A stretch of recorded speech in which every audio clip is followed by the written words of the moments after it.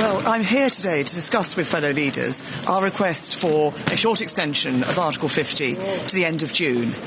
As I said yesterday, this delay is a matter of personal regret to me, but a short extension would give Parliament the time to make a final choice that delivers on the result of the referendum. But we must also not forget that we're here as leaders of 28 countries discussing the global challenges that we face. And I've always said that although we're leaving the European Union, of course, we will continue to have shared interests, notably among those our shared security and prosperity. So the UK will continue to be involved in discussions, and at this summit, those discussions are expected to cover issues like China, Ukraine, disinformation.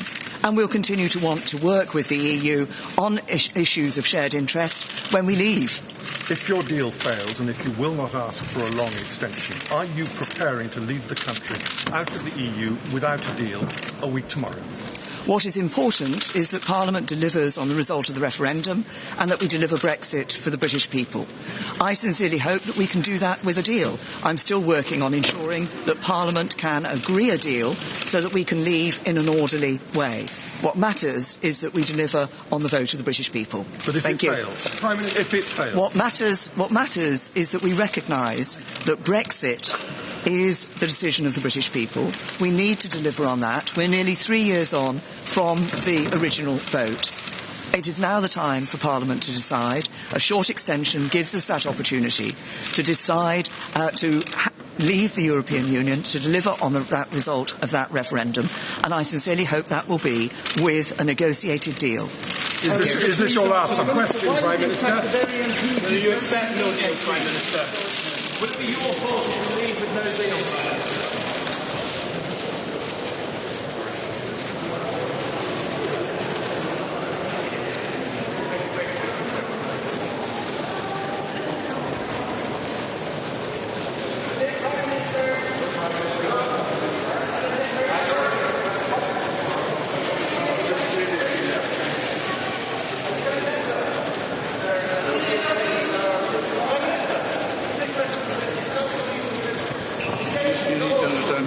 Swedish first.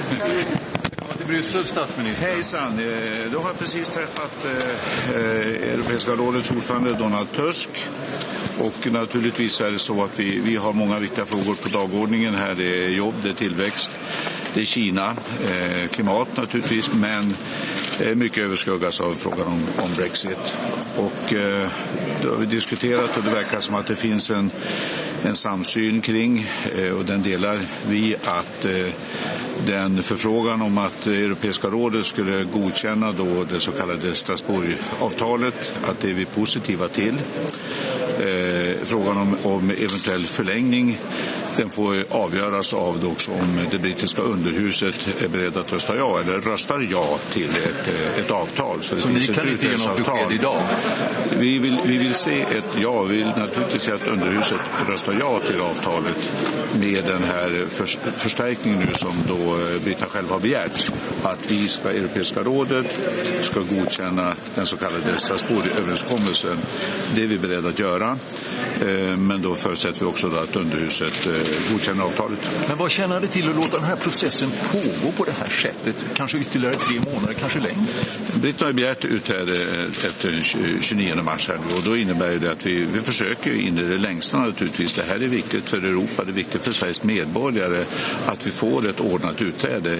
Ett utträde utan avtal, det kommer att ställa till mycket för svenska medborgare som bor i Storbritannien, för svenska företag som exporterar och importerar med Storbritannien. Det är en mängd olika frågor som blir mycket svåra att lösa. Så det är klart att vi ska anstränga oss, men inte till vilket pris som helst. Vad tycker du om den politiska klassen, den brittiska politiska klassens sätt att hantera den här saken? Klart att vi hade velat se en lösning betydligt tidigare, att man kommer fram till vad det är man vill. För det är lätt att säga vad man inte vill. Men det viktigaste nu är att britterna säger vad de vill. Och det är dit vi vill att processen ska gå nu. Men vad händer då om britterna röstar nej en tredje gång nästa vecka? Vad gör EU då? Då tar vi det då helt enkelt.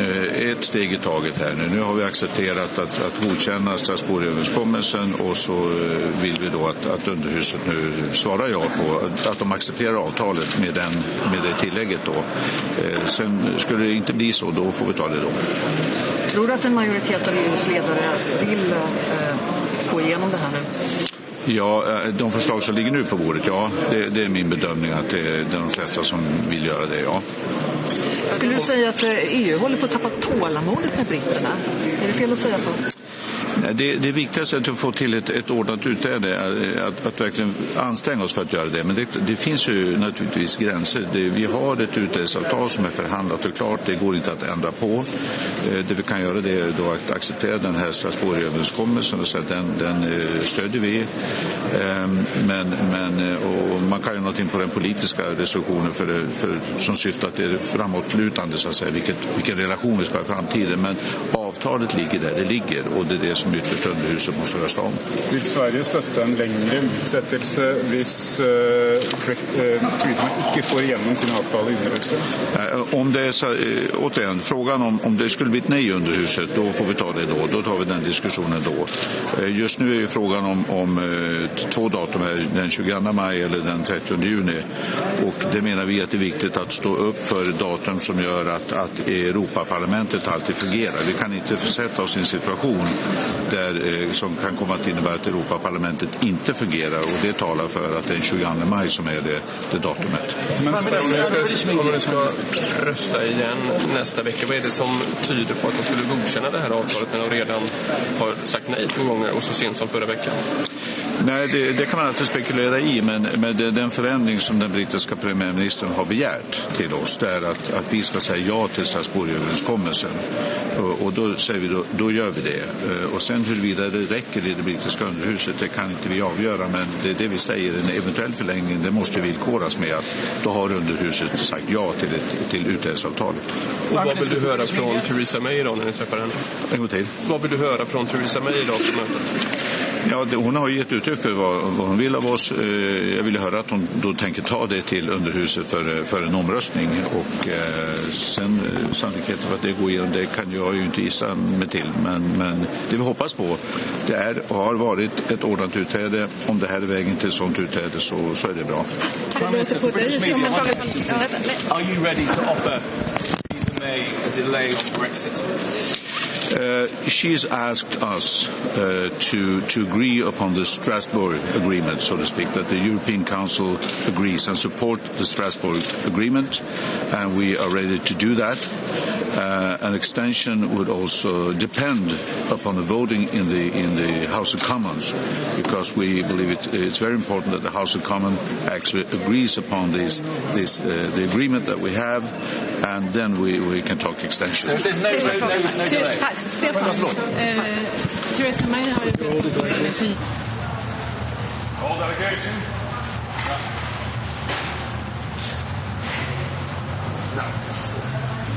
So much. Thank you. Ja, ik ga het even proberen. Ja. Hey, maar. Want hij heeft volgens mij kwart voor 2 werkt, dus het zal 10 minuten lukken. Nee, dus nu is het laatste. Dat was heel mooi.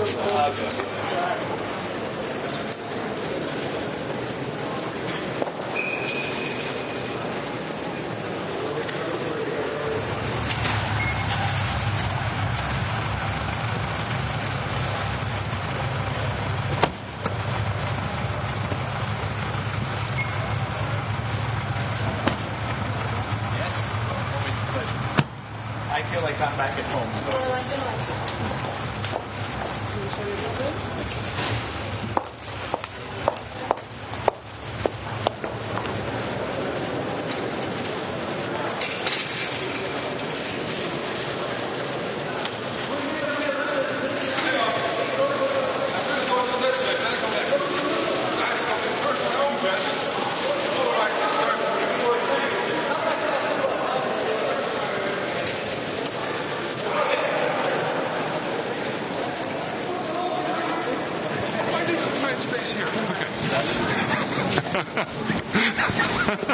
Sorry.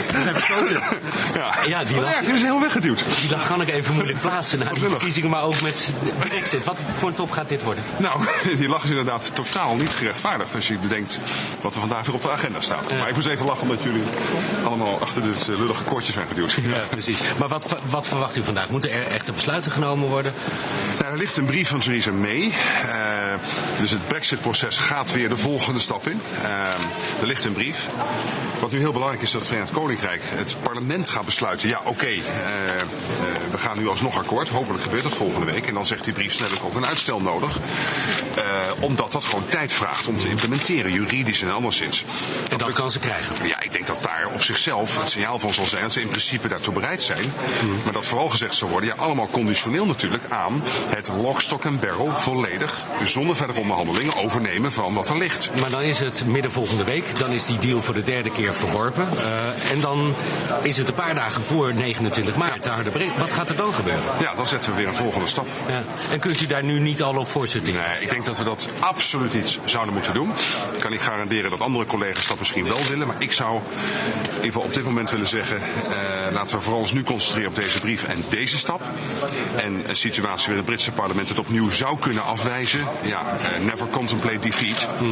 Als dat toch zou gebeuren, dat op dat moment beschouwen. Dus meneer Rutte, als ik u goed hoor, dan zegt u, ja, we zijn bereid tot uitstel.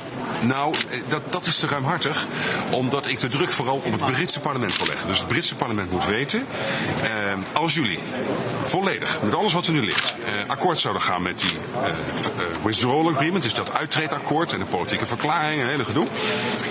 Alsnog, dan begrijpt de Europese Unie, verwacht ik, dat het een paar maanden kost om dat allemaal juridisch ook in de Britse wetten allemaal te verankeren. En daar heb je even tijd voor nodig. Dus dan wordt het een kort uitstel, onder voorwaarden dus. Ja, maar nogmaals, het begint bij het Britse parlement. En wat ik eigenlijk probeer te doen, ook bij jullie en dadelijk ook bij de Engelse pers, is zeggen, het begint bij het Britse parlement. Het heeft niet zoveel te zin om dat ik nu allemaal what-if vragen beantwoord. Het is vooral belangrijk dat de Britse pers ook hoort, en vooral het Britse parlement, dat daar de druk moet liggen. En dan uitstel tot 22 mei? Nou, laten we eerst zorgen dat het Britse parlement ja zegt. Dan denk ik dat het signaal vandaag zou kunnen zijn. Als ze dat doen, lock, stock en barrel, met alles erop en eraan, dan zijn we bereid dat serieus te bekijken. Een uitstel, omdat je dan gewoon technisch tijd nodig hebt om zaken in de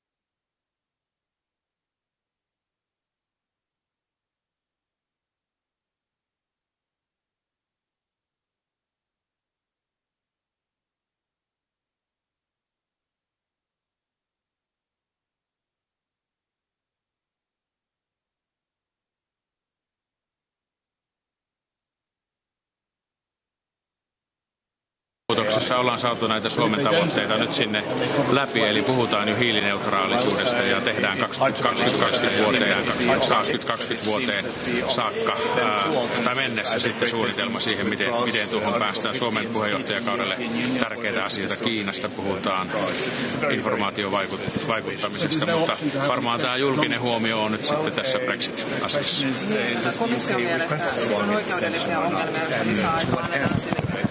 It's a long extension, and it was clear that the UK needs that long extension too. En mä usko, että tämä on iso kysymys, että onko se huhtikuun loppuun vai tuohon eurovaaleihin saakka vai kesäkuun loppuun. Tärkeintä on se, että sitten jos ja toivottavasti kun tuo erosopimus hyväksytään brittiparlamentissa, niin sitten jää toimeenpanoon riittävästi aikaa, kun tämä menee niin viime tippaan. Brexit, this would be bad for the British economy, bad for the Irish economy, bad for the European economy. No ihan normaalisti niin kuin tehdään, että olisinko pari kertaa ollut tämän kauden aikana, 4 vuoden aikana semmoinen tilanne, että on soittanut suuren valiokunnan puheenjohtajalle. Nyt liikutaan niissä raameissa kyllä reippaasti, jos puhutaan näin lyhyestä jatkosta. Ja tuo jatkohan täytyy sitten vielä kirjallisessa menettelyssä hyväksyä sen jälkeen, kun britit on päätöksen tehneet. mahdollista, että puhutaan pidemmästä lisäajasta kuin tämä kesäkuun? Ei, koska britit on pyytäneet kesäkuun loppuun, niin se on tietenkin lähtökohtana. That May will get her deal through the House of Commons. I'm not going to speculate. I mean, it's difficult to assess, but of course one hopes that the fact that the date is now almost there, next week Friday, that will help. And what about the technical short extension? Is that useful for Theresa May? Well, first, now the ball has to be in the court of the British Parliament.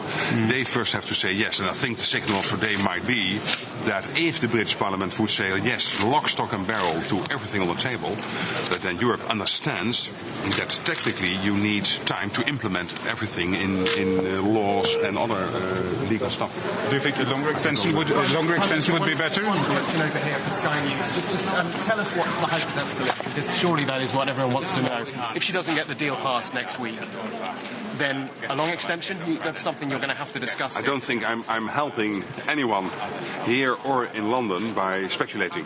What is on the table is the letter from Theresa May, and what she's asking for is, in case the British Parliament would say yes, lock, stock and barrel to the whole thing on the table, I need time to implement it. And my assumption is that today we will not yes, in principle, but then put this fairly and squarely at the door of the British Parliament to make that call, to say yes to the whole thing.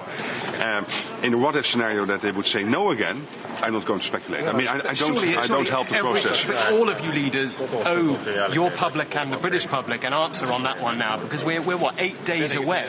So you kind of have to speculate on the scenarios. But do you think that I will help Theresa May in this last effort to get the deal through to the UK Parliament if her Dutch or German or whatever colleague in Europe would speculate at Sky News on the what if she is not successful? I don't help her. Prime Minister,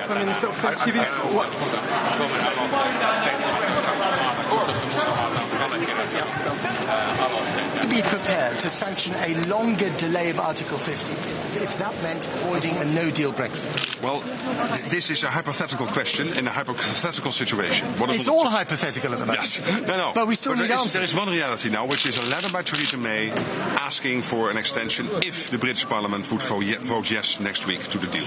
I think today, if the British Parliament would say yes, lock, stock and barrel, to the whole thing on the table, that we understand that time is needed to implement that deal in legal. But it won't survive the House of Commons. Good afternoon. Hello. Hello, hi. Good to see you again.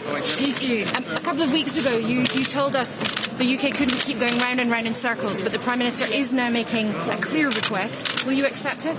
Well, there is a new circle, but of course, in the spirit of compromise, I think her letter has to be taken seriously, because what she is requesting now is that if the UK Parliament would vote yes to lock, stock and barrel what is on the table, the whole deal, that she asks us to understand that we need to facilitate for her to implement that deal in legislation.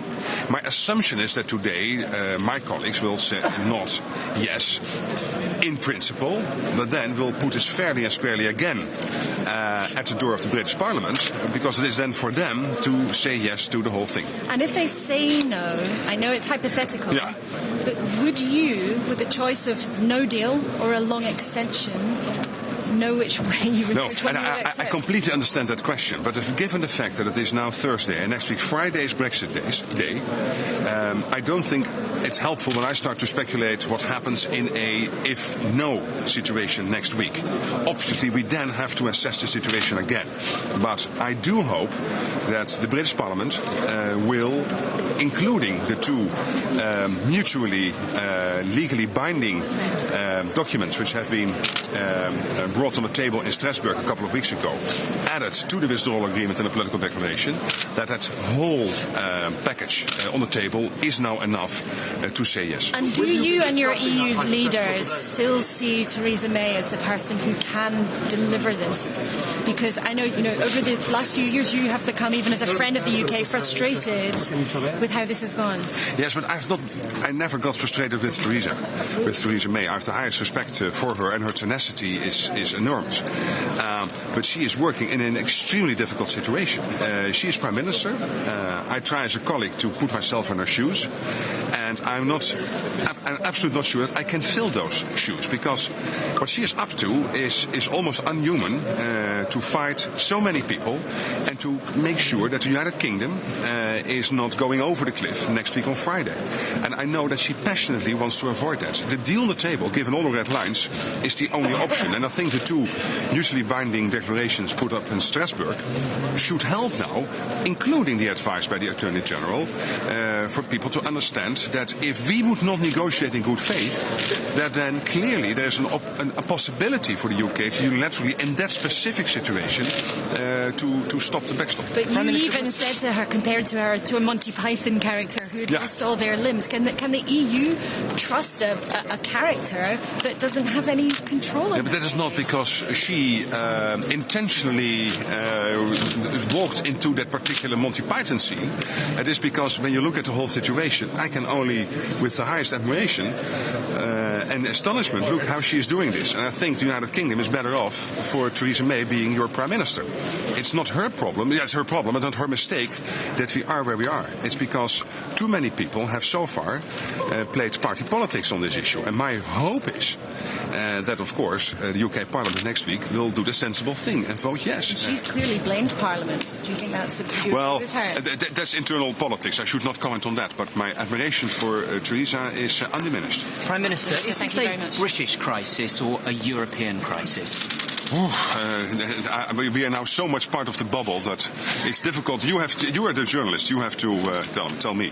But what I'm interested in is you have personal support for Theresa May, but the Netherlands, an old ally of the United Kingdom, is your patience wearing thin with the United Kingdom?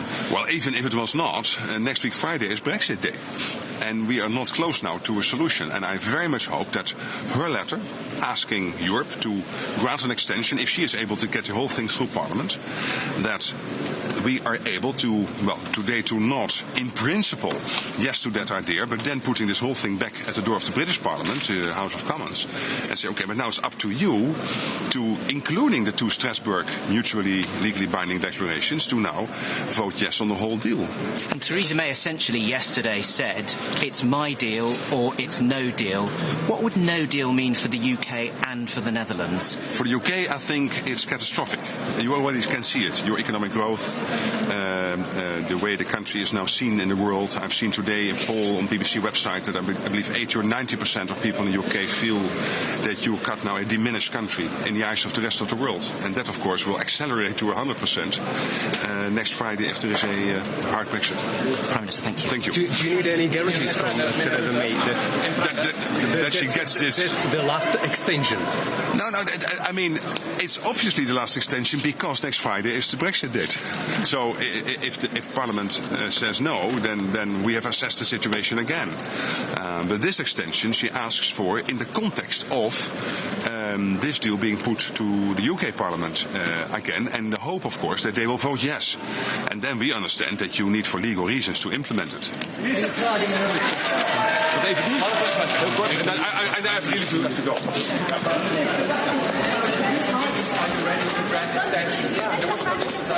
What kind of guarantees does Theresa May have to table so you are granting her an extension? Well, she has sent a letter. And the letter clearly states that she wants to put the deal again to the UK Parliament. And what she asks from our colleagues, this is how I read that letter, is that we understand that we need to facilitate a positive outcome, because then you need time to put this agreement in legally binding text over the next couple of weeks and potentially a couple of months.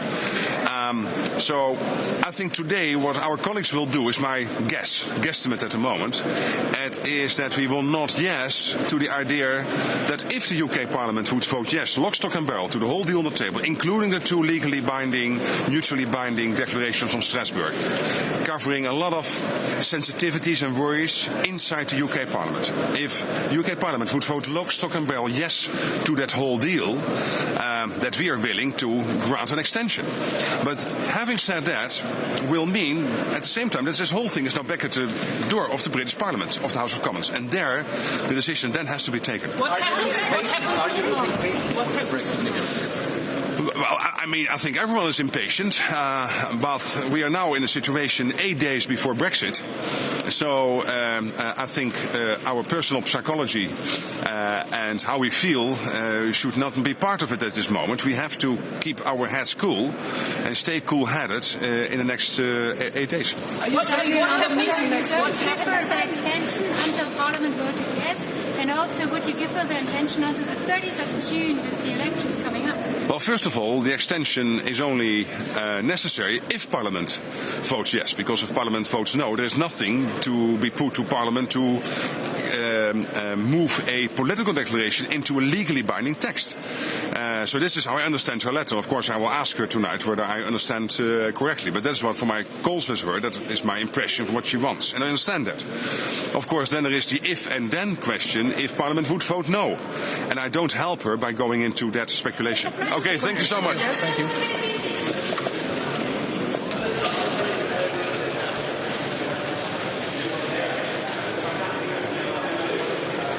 Because you can prepare for all the logistical hassle, but it will still have an impact. It will still have an impact. Non mi spingere. No, don't.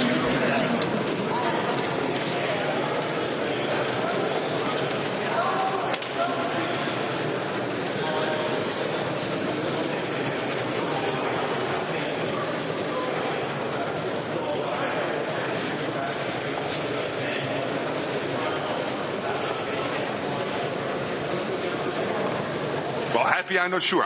Nobody's happy to pay taxes, but people understand that it's part of being member of society.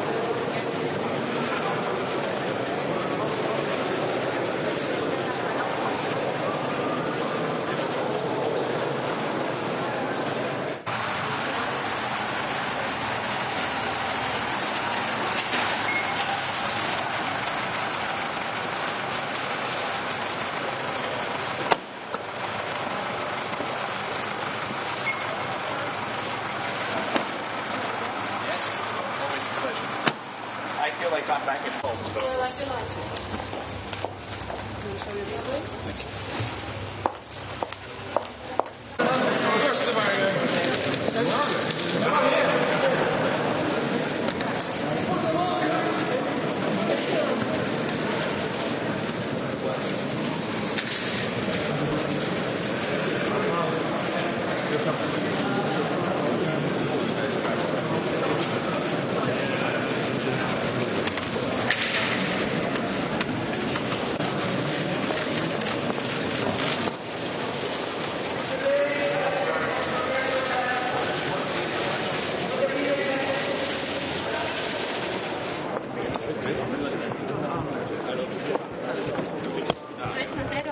Labdien! Uz kādu Brexit pagarinājumu Latvija ir?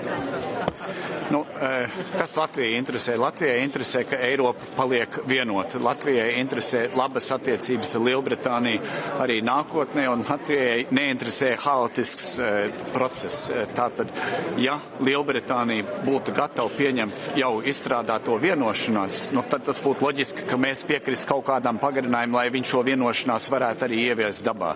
Tas jautājums, man liekas, kas šodien joprojām pastāv, ir, kas tas īsti ir, ko Lielbritānija vēlas. Un, man liekas, tā ir tā grūtība, ko mēs nezinām, jo Lielbritānijas vadītājai šķiet nav ne īsts pilns atbalsts valdībā, ne parlamentā, ne partijā.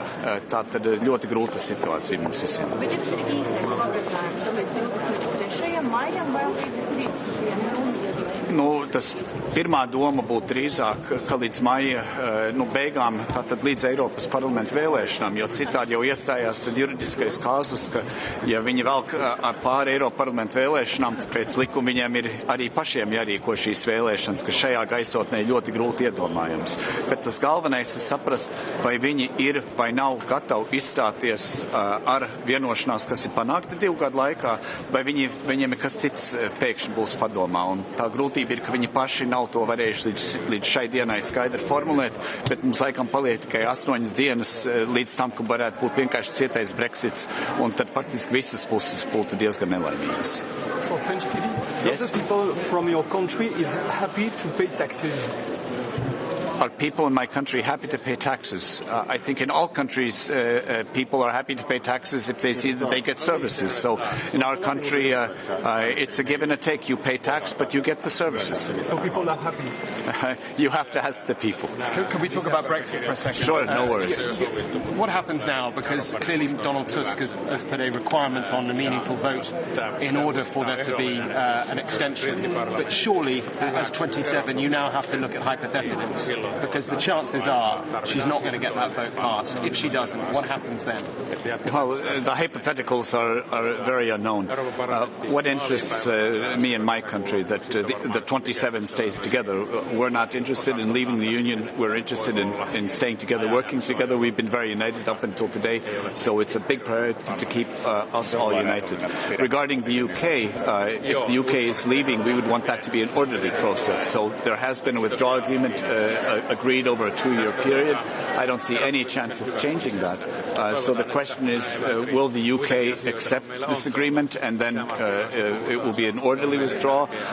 No one wants a chaotic withdrawal. But if they don't accept it, and they probably won't. Well, it's hard to predict, but it seems that there are then 2 alternatives. Either Great Britain withdraws Article 50 and stays in the European Union, or there's a disorderly withdrawal. It's a very, very difficult situation. So there's no option to have an extension, a long extension? Well, the question is, does the UK request a long extension or not? And to what end? If there was a long extension and it was clear that the UK needs that long extension to enact, say, a different decision or different policy, that's one issue. But it seems, unfortunately, that at least as of this afternoon, I'm unaware that the UK has a coherent request for a long extension and that there's any foreseeable clear change of policy. So we're in a very tough bind indeed, all of us. No one, I think, wants a no-deal Brexit, because this would be bad for the British economy, bad for the Irish economy, bad for the European economy. But the longer there's unclarity, unfortunately, the likelihood of this happening starts to increase. Sure.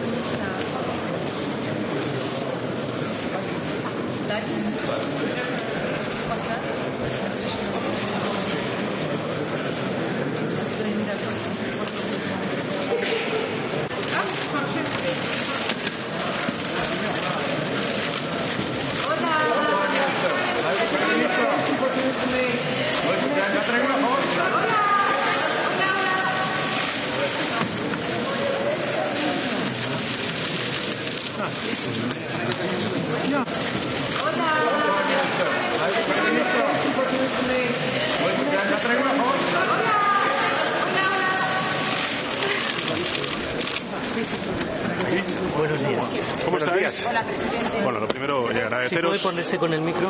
Agradeceros mucho la presencia, lamentar no poder haberlo hecho antes, pero creo que era importante hacer aquí la declaración, ¿no? Yo creo que este es un Consejo Europeo muy importante para el futuro de la Unión Europea y también, por supuesto, para España.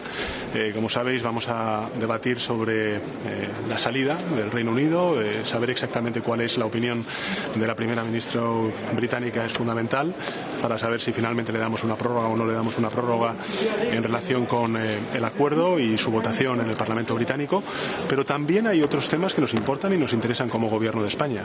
La política industrial y el cuestionamiento que se ha hecho por parte de algunos Estados miembros de la política de competencia, que es algo que nos preocupa al Gobierno de España. Nosotros queremos que la política de competencia se adapte a la nueva era digital, a la nueva era de la reindustrialización que se está viendo en otros continentes, pero sin duda alguna sin debilitar la política de competencia de la Unión Europea. En tercer lugar, como saben, se va a debatir sobre si se inician o no las negociaciones comerciales con Estados Unidos como continente, como Unión Europea. En este asunto también vamos a querer saber cuál es la posición que tiene la Comisión Europea. Y finalmente vamos a tocar un tema de enorme trascendencia para la Unión Europea y también para el Gobierno de España, como es la relación de la Unión Europea con China. Hay un último elemento que creo que es importante, dadas las elecciones que tenemos el 28 de abril y posteriormente también el 26 de mayo, las elecciones municipales, autonómicas y europeas, que es la desinformación. Saben ustedes que en el último Consejo ya se hicieron algunas recomendaciones por parte del Consejo, también de la Comisión. Nosotros, desde el Consejo de Seguridad Nacional en España, hemos empezado a implementar las recomendaciones que nos han hecho desde la Comisión Europea y este tema, el de la desinformación, sobre todo en procesos electorales, es fundamental. Creo que el planteamiento que tenemos de ir todos a una, los 27 países miembros, es fundamental. ¿De la prórroga está España a favor y de que sea corta o de que sea larga? Bueno, yo creo que lo más importante es que sepamos exactamente cuál es la posición del Gobierno británico. Y evidentemente tenemos por delante unas elecciones que son las del 26 de mayo y tiene que quedar claro cuál es la posición del Gobierno británico de si quiere o no quiere participar en esas elecciones europeas. Si quiere participar en esas elecciones europeas podemos hablar lógicamente de distintos escenarios. ¿Puedo hacerle una pregunta en inglés, por favor? Bueno, yo lo que le diría a todos los actores políticos es que España es un Estado social y democrático de derecho. Y cuando entramos en un proceso electoral, lo que tenemos que hacer es someternos todos a la Junta Electoral Central. Todos y cada uno de los actores. Las instituciones públicas son instituciones de todos y de todas. Ya sea en Cataluña de nacionalistas como de no nacionalistas. Y por tanto, sus dirigentes, sus líderes, lo que tienen que hacer es respetar esa neutralidad y esa concepción de la institución plural. No patrimonializarla, como en este caso están haciendo algunos actores políticos, en este caso independentistas. Yo lo que le puedo garantizar es que el Gobierno de España estará a lo que le diga la Junta Electoral Central, con serenidad, pero también con mucha determinación. Gracias.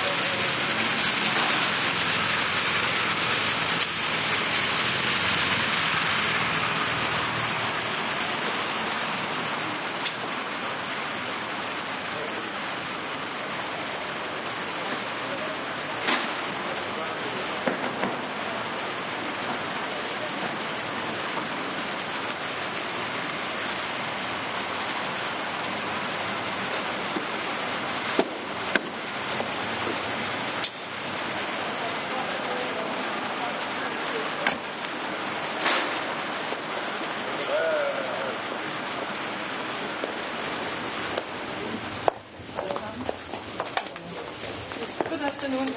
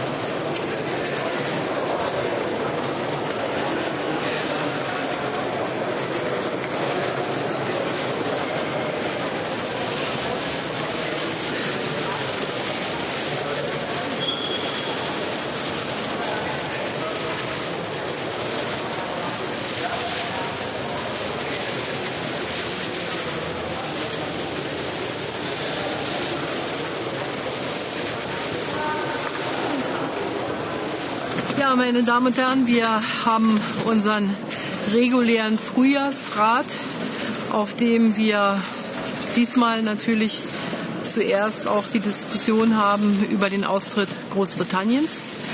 Ich glaube, man muss sich und jeder muss sich und ist sich auch bewusst, dass es sich hier schon um ein Ereignis von historischer Bedeutung handelt. Und deshalb müssen wir auch behutsam vorgehen und vor allen Dingen bis zur letzten Stunde alles daran setzen, dass es einen geregelten Austritt Großbritanniens aus der Europäischen Union geben kann. Das bedeutet, dass wir die jeweiligen Interessen natürlich in den Blick nehmen. Auf der einen Seite unsere, aber auch die der britischen Seite. Und deshalb kommt der Diskussion mit der britischen Premierministerin natürlich eine sehr große Bedeutung zu, weil sie uns noch einmal aus ihrer Perspektive sagen kann, wie sie die Dinge sieht. Und wir werden uns dann unser Urteil bilden. Eine Option bleibt ja nach wie vor, dass vielleicht die sehr intensiv ausgehandelten Dokumente, das Austrittsabkommen plus die Ergänzung von Straßburg, die ich sehr gut finde und wichtig finde und die wir auch endossieren können, dass die eine Mehrheit im britischen Parlament finden könnten. Aber wir müssen eben auch darauf uns einstellen, dass das nicht geschieht. Und deshalb werden wir jetzt Tag für Tag dann auch nach diesem Rat entscheiden müssen, was wir noch tun können. Und das hängt nicht von uns alleine ab, sondern natürlich auch von der britischen Seite. Ich möchte mich mit diesen ganzen Fragen, wenn dann, gar nicht so sehr beschäftigen, sondern wir wissen, der 29. März ist das Austrittsdatum. Und so wie ich es heute auch schon im Deutschen Bundestag gesagt habe, wir sollten bis zum letzten Moment alles daran setzen, einen geordneten Brexit hinzubekommen. Und dazu können gegebenenfalls auch und werden die Abstimmungen, die es noch geben könnte im britischen Parlament, einen Beitrag leisten. Aber ich will auch ganz deutlich sagen, das Austrittsabkommen ist gut verhandelt. Und deshalb sind unsere Spielräume auch durchaus begrenzt. Aber wir sind guten Willens, eine Lösung zu finden und denken und hoffen, dass es auch für Großbritannien gut wäre, auch für die gesamte irische Frage gut wäre. Denn man muss ja immer sehen, wenn es zu einem ungeordneten Austritt kommt, dann haben wir eine Grenze des Binnenmarkts zwischen der Republik Irland und Nordirland als Teil des Vereinigten Königreiches. Und das sind ja Dinge, die wir eigentlich vermeiden wollen. Also ich bin gespannt und wir werden natürlich dann auch über wirtschaftliche Fragen sprechen, unser Verhältnis zu China. Deutschland und Frankreich haben eine Diskussion angemeldet über unsere Industriestrategie, denn eins ist auch klar, der britische Austritt ist wichtig, aber die 27, die im Übrigen in dieser Frage sehr gut zusammengehalten haben, müssen auch an ihre Zukunft denken. Europa ist ein Wohlstandsversprechen, Europa ist ein Sicherheitsversprechen und das muss es auch in der Zukunft bleiben. Herzlichen Dank.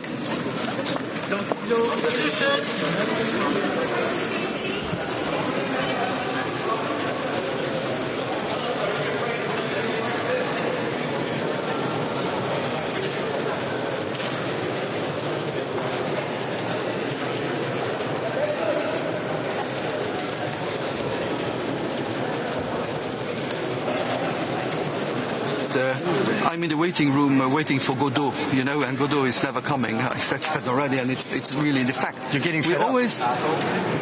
Yes, yes. No. You say yes for but it sounds like you're getting a bit fed up. but it's just the fact that we are waiting for something which is never coming. So it's like really Godot, where they're still waiting, I think, today on the bench. It's goodbye then. If next week you are not able to find an agreement in the House of Commons, we are going in the direction of a no deal, yes. What does your gut tell you? In a week's time from now, in 9 days' time, would Britain have left without a deal or not? What does your gut tell you? My gut? My gut, your stomach, your feeling, my your stomach, instinct. because I'm not that Catholic to tell you what God was telling. No, the fact is that I really hope that we'll find agreement. And I hope that in the UK they will realize now that it's... we are in a special situation, because for the moment we have no options on the table than options. Your Speaker of the House of Commons telling us that he doesn't want to revote the same text. Jean-Claude Juncker telling us that he doesn't want to renegotiate. So we know what everybody doesn't want, but we still don't know what you want.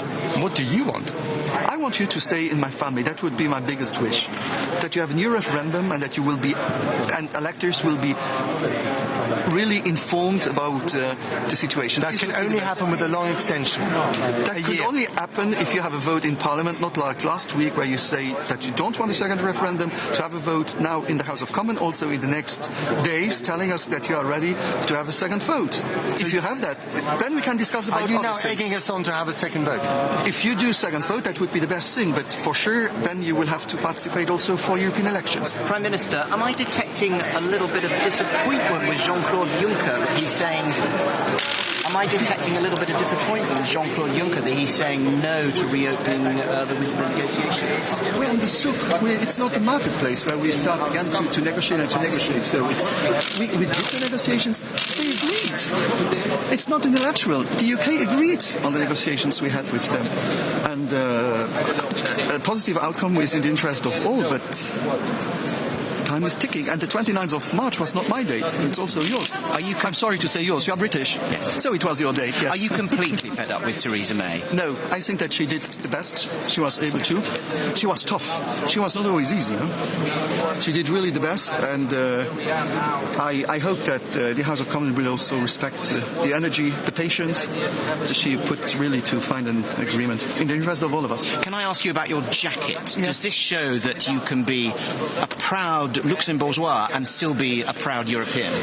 You know, last time I had the flag with the UK, the Union Jack, and the European flag. So today it fits. I thought it was North Korea. And from European Union towards the United States, 8%, so quite balanced position. Eine Lösung. Eine Lösung. Da wir wissen jetzt im Moment alles, was keiner will. Im Abgeordnetenhaus will die nicht einen Text widerstimmen, den schon abgestimmt haben. Der Jean-Claude Juncker will keine neue Negoziation. Also ich weiß aber noch immer nicht, wer was will. Wir haben mehr Optionen, was nicht geht, als das, was funktioniert. Und ich habe manchmal das Gefühl, es wäre so ein bisschen wie Waiting for Godot. Wir warten und es kommt keiner. Und bitte? Ja, sicher. Sicher. Sicher.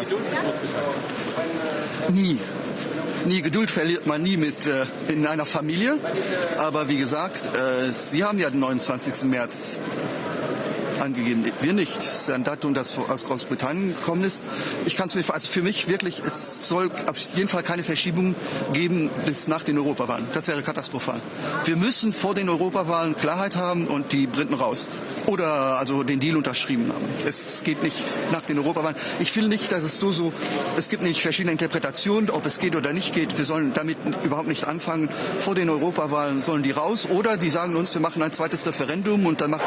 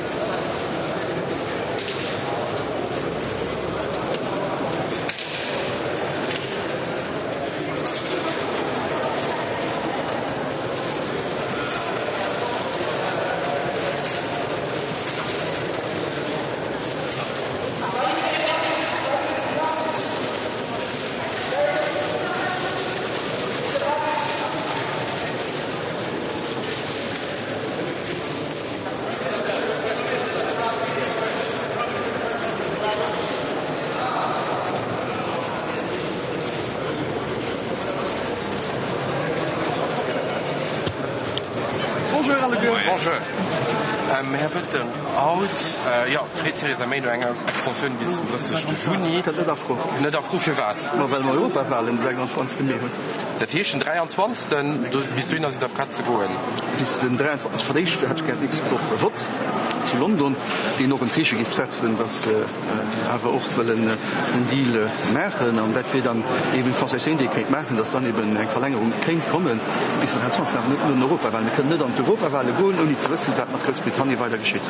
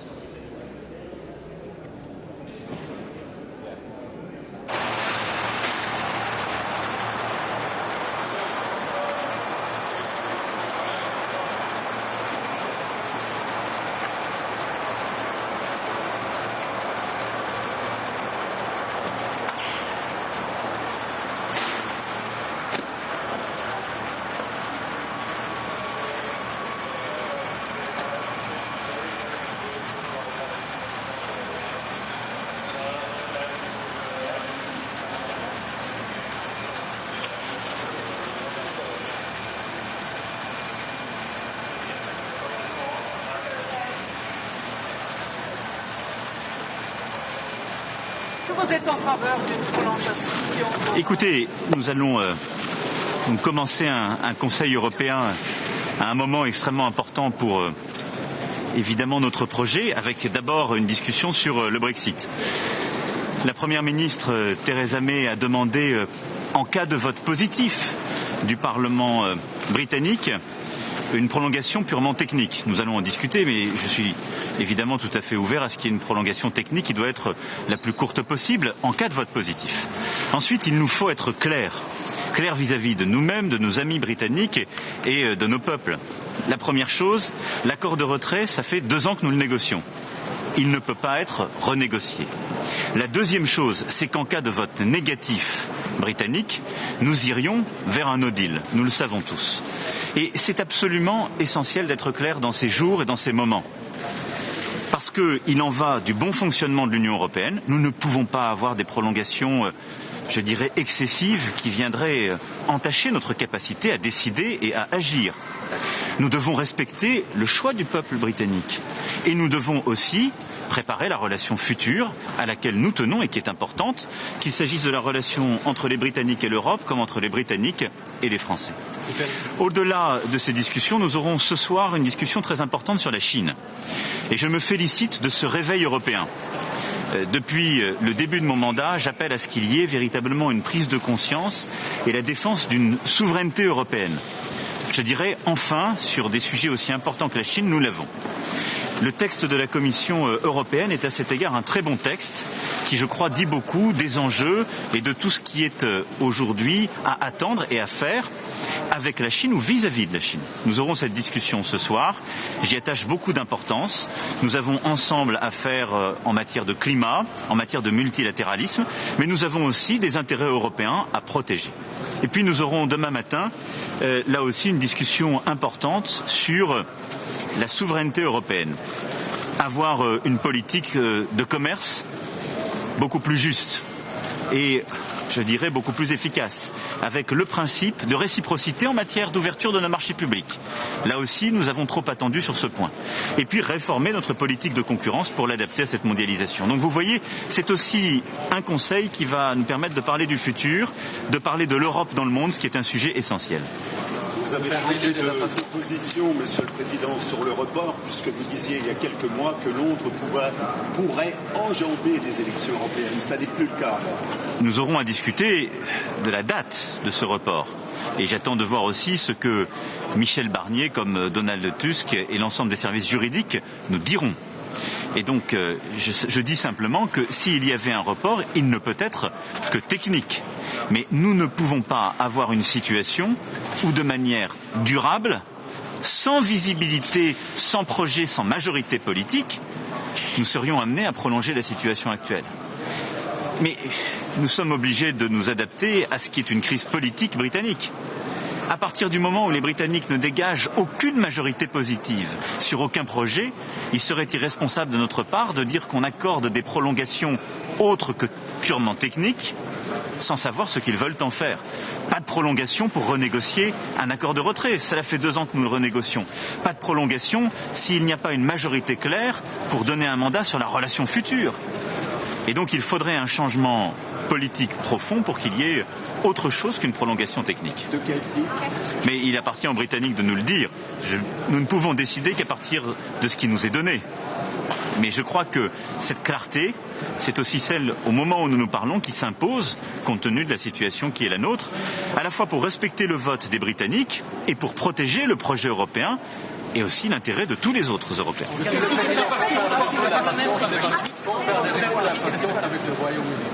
Non, je suis quelqu'un d'extrêmement patient, de respectueux de l'ensemble de nos souverainetés.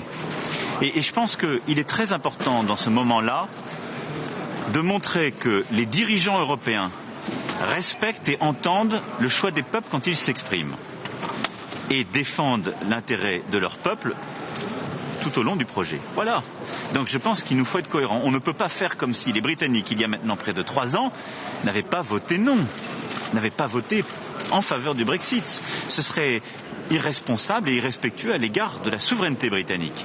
Mais nous ne pouvons pas aussi négliger notre propre souveraineté, la défense de nos intérêts et du fait que nos peuples, eux, ont choisi un projet européen pour qu'il avance, qu'il protège leurs intérêts et qu'ils puissent défendre les Européens dans la mondialisation.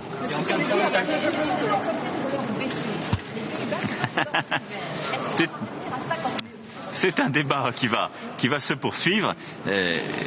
Vous dites ça parce que je pense le printemps arrive et les changements sont imminents. Tout ça viendra au bon moment. Mais ça n'est pas le sujet de discussion de ce Conseil. Ça viendra. Je pense pas. Je pense qu'il faut veiller à ce que nous ayons une unité. C'est quand même bon d'être harmonisé aussi sur ce point de la vie courante. Monsieur le Président, qu'est-ce qui se passe si le... Non, je n'ai pas de jugement à porter. Je dis simplement qu'il y a une crise politique qui doit trouver son issue. Il appartient aux Britanniques de la porter. Nous devons, en tout cas en tant que dirigeants européens, être clairs. Mais je n'ai pas de commentaires ou d'appréciation. La Première ministre a été claire ce matin, je l'ai entendu. Elle souhaite qu'il y ait un vote, un choix rapide qui doit être définitif de manière imminente.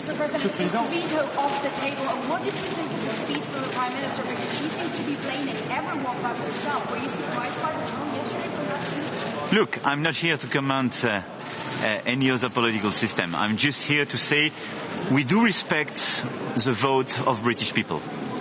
We do respect what the Prime Minister and the Parliament are making. But we have to be clear. We can discuss and agree on an extension, if this is a technical extension, in case of a yes vote on the agreement we negotiated during 2 years. In case of no vote or no, I mean, directly, it will guide everybody to a no deal, for sure. This is it. I have no other comment at this stage. Nous sommes prêts pour toutes les situations et évidemment la France s'est préparée sur le plan juridique et pratique à toutes les situations parce que nous connaissons l'agenda et nous avons aussi vocation à protéger nos intérêts, nos frontières, nos concitoyens. Donc nous sommes prêts techniquement à toutes ces solutions. On n'avait pas de crainte pour les petites entreprises. Nous sommes aux côtés évidemment des petites entreprises françaises, des citoyens français, de l'ensemble des secteurs d'activité. Je sais l'angoisse qui existe en particulier chez nos pêcheurs et je veux ici les rassurer. Nous serons aussi à leur côté pour apporter des réponses très concrètes en cas de difficulté. Mais si je puis dire, le Brexit n'est pas le choix fait par la France. Il est le choix fait par le peuple britannique.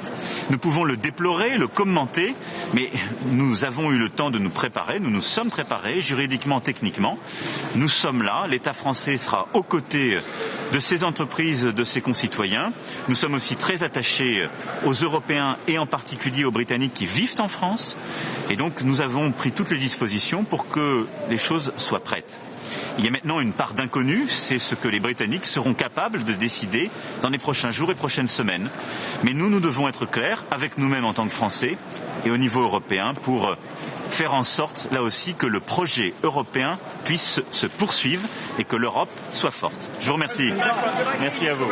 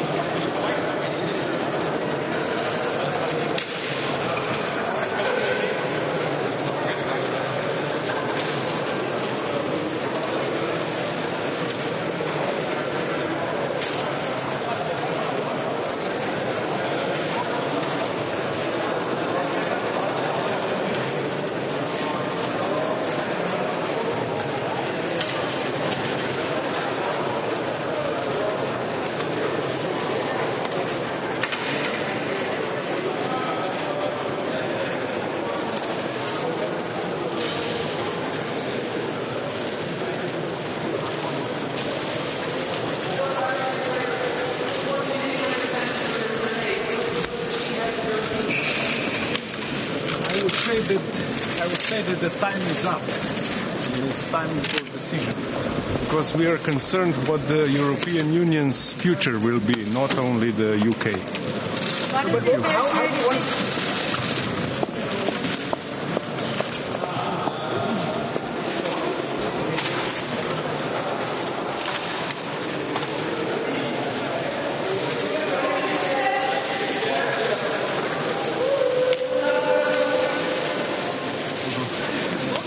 Le débat sur le Brexit est à nouveau au rendez-vous. Nous avons une position claire, les 27 pays européens. Nous pensons que le Parlement britannique doit dire avec clarté ce qu'il veut. Ça fait trop longtemps que nous savons ce que le Parlement britannique ne veut pas. Et nous ne savons pas ce que le Parlement britannique veut. Et un délai supplémentaire n'est possible que s'il est très limité dans le temps et à condition que le Parlement britannique, dans les prochains jours, soutienne enfin cet accord de retrait qui a été validé et complété par une déclaration interprétative.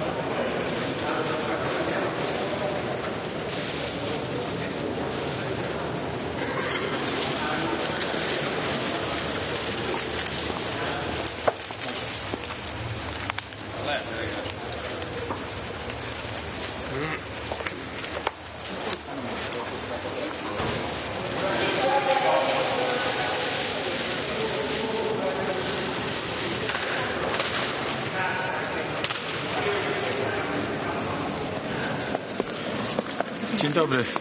Szanowni Państwo, dzisiaj oczywiście tematem numer 1 jest Brexit, jest wyjście Wielkiej Brytanii z Unii Europejskiej.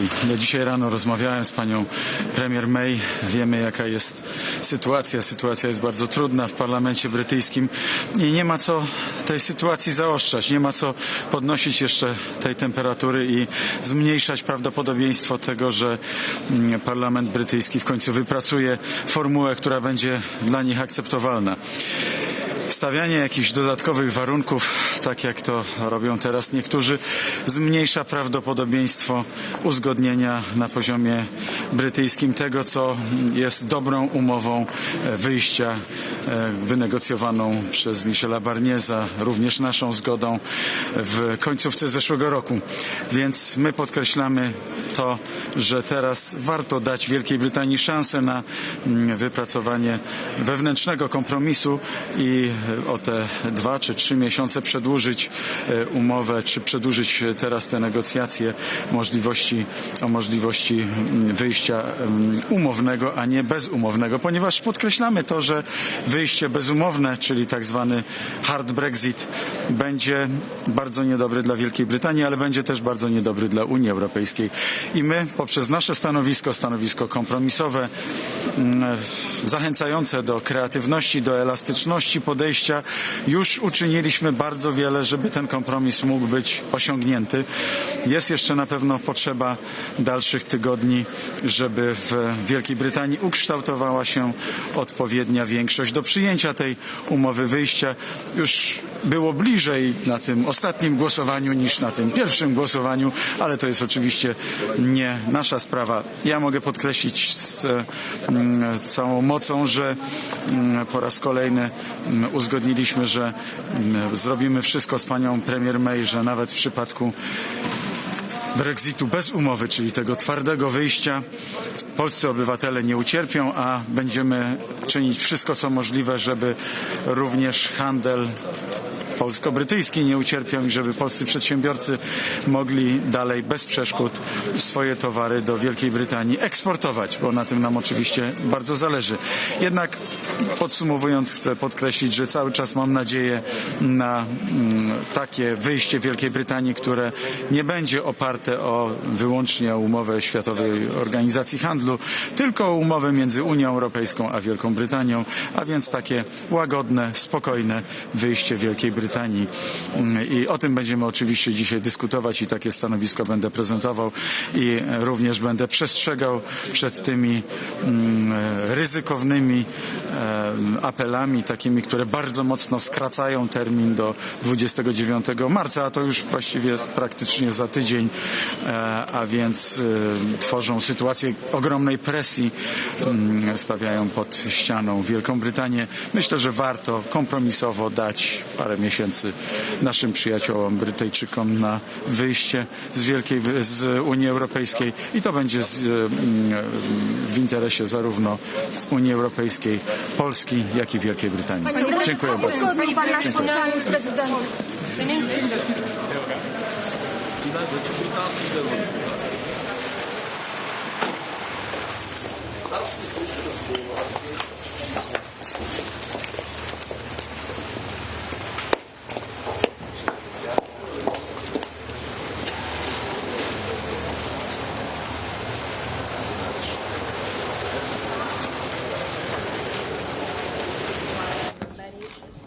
especially on foreign policies, but also competitor in certain fields, and there is also a strong need from the European Union and member states to defend their interests, especially when it comes to security or infrastructure. So we will bring to the table a position that has been prepared already with the foreign ministers, and that I hope will get the support of all heads of state and government, of having this pragmatic but also principled approach with China, a mix of protection of our interests, but also a search for common ground for partnership whenever it is possible. Thank you.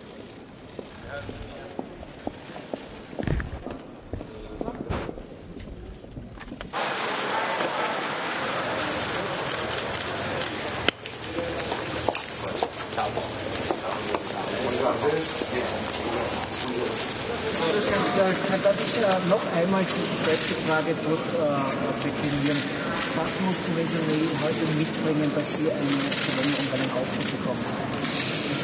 Ich glaube, dass ein Aufschub definitiv die bessere Variante ist als ein Hard Brexit. Insofern werde ich mich für einen Aufschub stark machen, so wie, glaube ich, auch die meisten meiner Kolleginnen und Kollegen im Europäischen Rat. Ich glaube, wir sollten darüber hinaus auch Theresa May die Frage stellen, wie wir sie unterstützen können, dass das Abkommen doch noch eine Mehrheit im britischen Parlament findet und wir am Ende des Tages einen geordneten Brexit zustande bringen können. Das muss eigentlich unser aller Ziel sein. Was passiert, wenn das britische Parlament kommende Woche zum 3. Mal Nein sagt zu diesem Abkommen? Ich hoffe nicht, dass das passiert, denn das würde uns in eine noch schwierigere Situation bringen. Ein Hard Brexit wäre dann noch deutlich näher, als das heute der Fall ist. Und das sollten wir uns alles nicht wünschen. Das heute verschiedene geben sozusagen einen Vorbehalt, ja, wenn es angenommen wird. Ich gehe davon aus, dass wir uns heute auf ein Ja zu einer Verschiebung einigen können. Natürlich nicht unter allen Umständen, aber insbesondere dann, wenn es auch eine Zustimmung im britischen Parlament gibt. Entscheidend ist für mich aber, dass wir bei der Verschiebung sicherstellen, dass Großbritannien nicht an der Wahl zum Europäischen Parlament teilnimmt. Alles andere wäre de facto absurd. Ein Land, das die EU verlassen will, nimmt bei der Parlamentswahl teil. Das würde niemand verstehen. Herr Bundeskanzler, ich habe noch eine innenpolitische Frage, die mir stellen muss. Der Verfassungsgerichtshof hat Beschwerden gegen das Islamgesetz abgelehnt. Sehen Sie sich bestätigt? Ja, ich fühle mich bestätigt durch die Entscheidung des Verfassungsgerichtshofs. Das Islamgesetz ist von meinem Team und mir im Jahr 2015 erarbeitet worden. Es ist stark kritisiert worden. In Wahrheit war es dann aber Vorbild auch für andere europäische Länder. Und es gibt uns die Möglichkeit, sicherzustellen, dass keine Auslandsfinanzierung für die Muslime in Österreich stattfindet und so die muslimische Glaubensgemeinschaft unter Druck gesetzt wird. Auf Basis des Islamgesetzes können wir aus dem Ausland finanzierte Imame ausweisen. Das haben wir getan. Auch das hat der Verfassungsgerichtshof als rechtskonform bestätigt. Und insofern haben wir, Gott sei Dank, mit dem Islamgesetz Möglichkeiten, um gegen den politischen Islam anzukämpfen, um gegen die Einflussnahme aus der Türkei und anderen Ländern anzukämpfen. Und dass das Islamgesetz und auch die Ausweisung der Imame zurück in die Türkei bestätigt wurde, das ist ein wichtiger Schritt und lässt uns jetzt auch ordentlich im Kampf gegen den politischen Islam weiterarbeiten. Ich verliere nicht die Geduld und es geht auch, glaube ich, nicht um unsere Emotionen, sondern was es braucht, ist eine funktionierende Lösung. Ich glaube, wir sollten nicht die Emotion in den Mittelpunkt rücken, sondern schön sachlich bleiben. Wir wollen einen Hard Brexit vermeiden. Und insofern sollten wir ganz besonnen alles tun, was für diesen Weg hilft und beiträgt. Wenn die dritte Abstimmung jetzt auch eine Verschiebung überhaupt, was die Brexit-Frage, weil nach 1000 Tagen jetzt 3 Monate, kommt das nicht auch ein No-Deal? Die Verschiebung heißt noch nicht, dass es nicht zu einem No-Deal kommt. Also die Verschiebung löst noch nicht all unsere Probleme. Aber die Verschiebung kann eine letzte Chance sein, um den Hard Brexit zu verhindern. Und diese letzte Chance sollten wir ergreifen. Vielen Dank. President Macron says that if Parliament in Westminster does not back a deal next week, we are heading for no deal. Do you accept that? I hope that there will be support in the Parliament next week because we all have the same interest to avoid a hard Brexit, to avoid a no-deal scenario. And so I hope that there will be a majority in the Parliament next week, and I hope that we can support Theresa May on that. But what happens if there isn't? Are you going to discuss that? Well, if there is no support in the Parliament, then the no-deal scenario gets more and more realistical, and that's not good for the UK, but also not good for us in the European Union. Is there anything you can do? Anything else that is running out with Theresa May?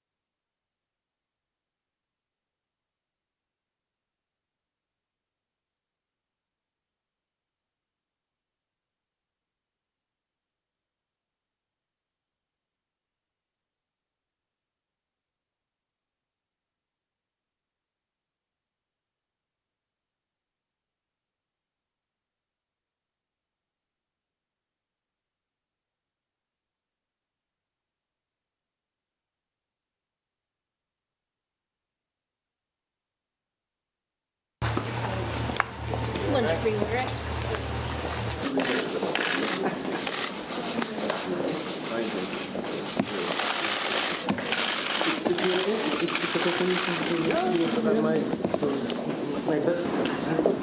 Your hiding place. No, it's open to hide it, but it's fair. In fact, I work here since April until November.